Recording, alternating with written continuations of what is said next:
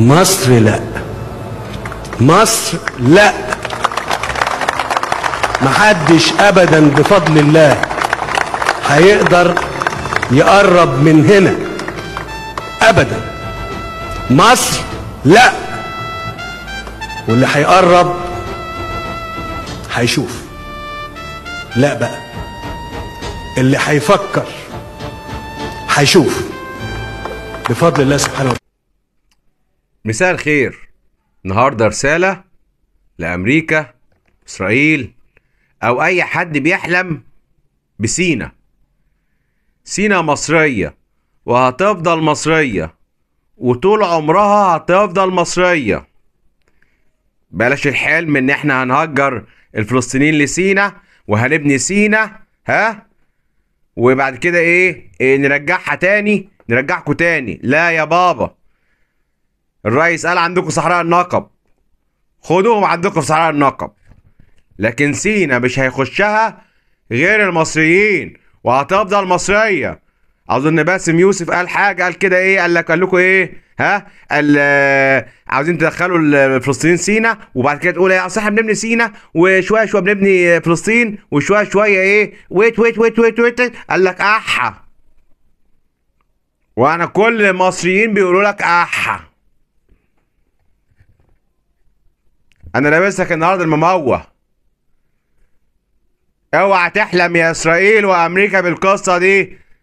الرئيس قال احنا 105 مليون نسمه، نقول يا عم احنا 60 مليون نسمه اللي واقفين على رجلهم، والباقي كبار السن واطفال. شفت المظاهرات امبارح في كل مصر؟ شفتوها النهارده في الجامعات؟ شفتوها امبارح في الميادين؟ بكره في مليونيه نازله بتقول لا سينا مصريه، ولا الاحتلال الاسرائيلي، فلسطين عربيه، الشعب الفلسطيني هيفضل في ارضه. لا للاحتلال، لا للمجازر، لا لقتل الاطفال، لا لسفيك الدماء. واوعى تفكر المصريين سهلين، اوعى تفكر ان احنا سهلين وممكن نتبلع او نتاكل. احنا عظمنا ناشف، وان فكرت كنا مش هتعرف تبلعنا، وان بلعتنا مش هتعرف تهضمنا. ودمنا مر علقم، دمنا مر علقم، وان شربته هجيب لك تسمم. حاسب المصريين. الشباب اللي قعدت تدمروا على الفيسبوك وعلى التيك توك وقلت خلاص دمرته، شوفوا امبارح بيعمل ايه. ساعة الجد بتحول كلها مشاريع شهداء. مش هقول لك 60 مليون، لا ال 100 مليون هيبقى شهيد. احنا ماشيين معاكم بالسلم يا اسرائيل ويا امريكا، ماشيين معاكم واحدة واحدة. ما تحولوش العرب لمجاهدين، مش هقول ارهابيين، لمجاهدين. انتوا اللي هتضيعوا في النهايه.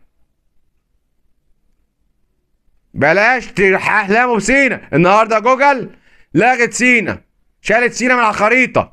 ليه وعشان ايه؟ عشان تغيرها، وغيروا اسم فلسطين لاسرائيل، وعاوز يحط بقى ايه، سينا فلسطين، امر واقع. لا، نحن الشعب المصري بنرفض هذا الموضوع وهذا القرار. احنا ورا الرئيس عبد الفتاح السيسي وبندعم الرئيس عبد الفتاح السيسي، وهننزل بكره مليونيه. سينا مصريه ولا تهجير الفلسطينيين.